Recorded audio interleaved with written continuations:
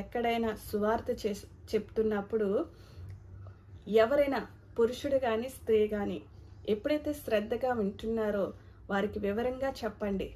వాళ్ళకి ఎప్పుడైతే వివరంగా చెప్తాడో దేవుడు కార్యం చేసుకుంటూ వెళ్తాడు. దేవుడు వాళ్ళ హృదయాన్ని తెరుస్తాడు. పరిశుద్ధాత్మ దేవుడు కార్యం అనేది మెల్లమెల్లగా వారి హృదయంలో నుంచి, మూలిగల్లో నుంచి, రక్తములో నుంచి వారి యొక్క హృదయ అంతరంగంలోనికి ప్రవేశించి వారు మారు మనసు, రక్షణ, పాపక్షమాపణ అనేది పొందుకుంటాడు. లూదియా పౌలు చెప్పిన మాటలు ఎప్పుడైతే వింటుందో, భయము భక్తితో ఎప్పుడైతే వింటుందో దేవుడు ఆమెను దర్శించాడు, ఆమె హృదయమును అనేది తెరిచాడు. మరి లూదియా ఆమె ఇంటి వారును బాప్తీసం తీసుకున్నారు. ఆమె తీసుకుంది, తర్వాత వారి ఇంటి వారు కూడా, అంటే అక్కడున్న కూడుకున్న స్త్రీలలో కానీ లేకపోతే అక్కడున్న ప్రదేశంలో ఉన్న వారి